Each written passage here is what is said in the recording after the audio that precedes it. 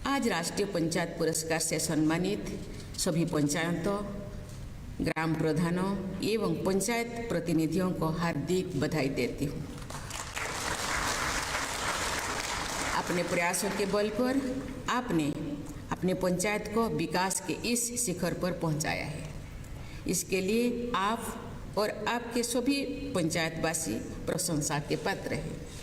मैं आशा करती हूँ कि भविष्य में भी आपकी पंचायत विकास की नई प्रतिमान स्थापित करते रहेंगी और दूसरी पंचायत के लिए उदाहरण प्रस्तुत करेंगी। देवियों और स्वजनों, भारत गांव के देश है। देश की आत्मा गांव में बसती है। पिछले कुछ दशकों के दौरान शहरीकरण में आई तेजी के बावजूद अधिकांश जनता गांव में ही निवास करती है। शहरों में रहने वाले अधिकांश लोग भी किसी न किसी तरह से गांव से जुड़े हैं। गांव वो आधारभूत इकाई है जिसके विकास होने के से पूरा देश विकसित बन सकता है। इसीलिए हमारे गांव को विकसित करना अत्यंत महत्वपूर्ण है। गांव के विकास का मॉडल कैसा हो और ऐसे कैसे कार्य रूप दिया जाए, इसके निर्णय लेने के लिए उसकी अधिकार ग्रामवासियों को होना चाहिए। राष्ट्रपिता महात्मा गांधी इस बात को बेखूबी समझते थे। इसलिए उन्होंने ग्राम स्वराज के जरिए आदर्श ग्राम के निर्माण की कल्पना की थी। गांधी जी के लिए स्वराज सत्ता नहीं बल्कि सेवा का साधन था। कालांतर में भी अनेक महापुरुषों ने ग्राम विकास और स्वशासन के मॉडल प्रस्तुत किए और गांव के विकास के लिए प्रयास किए। ऐसा ही एक उदाहरण नानाजी देशमुख का है, जिन्होंने ग्रामोदय और स्वावलंबन के माध्यम से देश के अनेक गांवों का उत्थान किया। हमारे संविधान निर्माताओं ने भी ग्राम पंचायतों में स्वशासन के महत्व को रेखांकित करते हुए संविधान के नीति निर्देशक तत्वों में ये ग्राम पंचायत के संगठन और उन्हें शक्तियाँ और अधिकार प्रदान करने का उल्लेख किया। इसी प्रावधान के मूर्त रूप देने के लिए भारत सरकार ने 63वें संविधान संशोधन अधिनियम 1992 के तहत पंचायत संस्थाओं का संवैधानिक दर्जा प्रदान किया। देवियों और स्वजनों, आप सब जानते हैं कि प्रत्येक 5 वर्ष में पंचायत प्रतिनिधियों का चुनाव करने का प्रावधान है, जिससे समाज के हर वर्ग की भागीदारी सुनिश्चित हो सके। लेकिन ये देखा गया है कि ये चुनाव लोगों के कभी कभी कटुता भी उत्पन्न करते हैं। ग्रामवासियों के बीच चुनाव के कारण आपसी मनमुटाव न बढ़े, इसी को ध्यान में रखते हुए पंचायत चुनाव को राजनीतिक पार्टियों से अलग रखा है। ये एक प्रामाणिक तथ्य है कि जिस समाज में परस्पर सद्भाव होता है, लोगों के एक दूसरे को विश्वास होता है, वो समाज ज़्यादा फलता और फूलता है। इस संदर्भ में मैं गुजरात सरकार द्वारा वर्ष 2001 के बजट में शुरू की गई समरस ग्राम योजना का उल्लेख करना चाहूँगी, जिसके तहत उन पंचायतों को पुरस्कृत करने का प्रावधान था जिन्होंने अपने प्रतिनिधियों का चुनाव सर्वसम्मति से यानी बिना चुनाव के किया।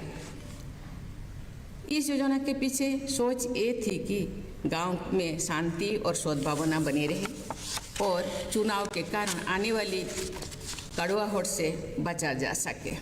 मेरा मानना है कि गांव परिवार का ही विस्तृत रूप है। परिवार में मतभेद हो सकते हैं, लेकिन मनभेद नहीं होना चाहिए। सारी सामुदायिक कार्य यथासंभव आम सहमति से होने चाहिए। अगर चुनाव की नौबत भी आए तो ये चुनाव ग्रामवासियों में विभाजन ना लाए। देवियों और स्वजनों, आप सब जानते हैं कि यूनाइटेड नेशंस द्वारा अधिक संपन्न, अधिक समतावादी, अधिक संरक्षित विश्व की रचना के लिए वर्ष 2030 तक 17 सस्टेनेबल डेवलपमेंट गोल्स को प्राप्त करने का संकल्प लिया गया है। सस्टेनेबल डेवलपमेंट के इस गोल्स की प्राप्ति के लिए भारत सरकार भी प्रतिबद्ध है।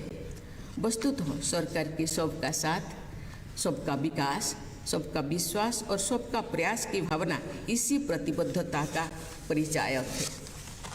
मुझे बताया गया है कि पंचायती राज मंत्रालय ने यूनाइटेड नेशंस के 17 सस्टेनेबल डेवलपमेंट गोल्स को localisation of sustainable development goal के तहत 9 थीम्स में समाहित किया है। मुझे ये जानकर प्रसन्नता हो रही है कि इन थीम्स के आधार पर ही राष्ट्रीय पंचायत पुरस्कार प्रदान किया जा रहा है। मुझे पूरा विश्वास है कि पंचायती राज मंत्रालय का ये कदम सस्टेनेबल डेवलपमेंट गोल्स के लक्ष्यों को प्राप्त करने में सहायक सिद्ध होगा। इस महत्वपूर्ण कदम के लिए मैं केंद्रीय ग्रामीण विकास और पंचायत राज मंत्री श्री गिरिराज सिंह जी और उनके सभी सहयोगियों को बहुत बहुत प्रशंसा करता हूँ। संविधान की 11वीं अनुसूची में उल्लेखित 29 कार्यकारी विषयों पर पंचायत को कार्य करने की शक्ति दी गई।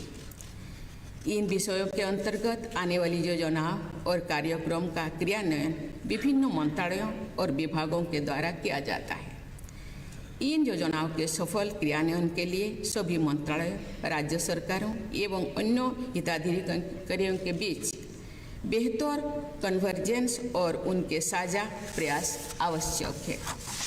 देवियों और स्वजनों, किसी भी समाज के सर्वांगीण विकास के लिए महिलाओं की भागीदारी अत्यंत आवश्यक होती है।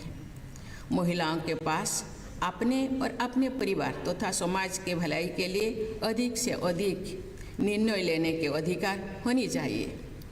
ये अधिकार परिवार और ग्राम स्तर पर उनके सशक्तिकरण से प्राप्त होगा। मुझे ये जानकर प्रसन्नता होती है कि देश में 2,75,000 से अधिक ग्रामीण निकाय के 31,50,000 से अधिक निर्वाचित प्रतिनिधियों में 46% महिला प्रतिनिधि है। मैं बहनों और बेटियों से अपील करूंगी कि वे ग्राम पंचायत के कार्य में सक्रिय रूप से भागीदारी करें। मैं उनके परिवार से भी अपील करूंगी कि वे अपने घर की महिलाओं के इन प्रयासों से सहयोग दें। देवियों और स्वजनों, आज ग्लोबल वार्मिंग मानवता के लिए बहुत बड़ी खतरे के रूप में हमारे सामने उपस्थित है। इस वैश्विक चिंता से निपटने के लिए हर स्तर पर प्रयास करने की जरूरत है।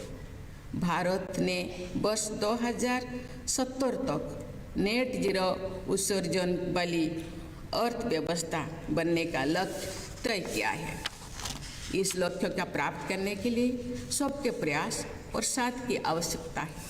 आज स्थायी हरित ऊर्जा और शून्य कार्बन उत्सर्जन के लिए पंचायतों को पुरस्कृत होते देखकर मैं संतुष्टि होती हूँ।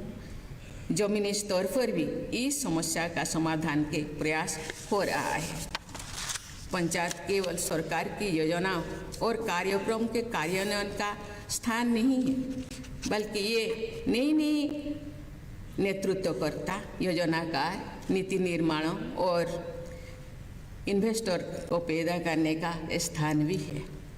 एक पंचायत के बेस्ट प्रैक्टिसेस को अन्य पंचायतों में अपनाकर हम अपने गांव को तेजी से विकसित और समृद्ध बना सकते हैं। मुझे ये जानकर प्रसन्नता हो रही है कि आगामी 4 दिनों तक विषय आधारित सम्मेलनों में पंचायत की उपलब्धियां और SDGs में उनके योगदान पर चर्चा होगी। मुझे विश्वास है कि इस मंथन से निकला अमृत देश की पंचायतों के विकास और ग्रामीणों के कल्याण की दिशा में मील का पत्थर साबित होगा। इसी के साथ फिर भी आप लोगों को बहुत बहुत बधाई। धन्यवाद। जय हिंद, जय भारत।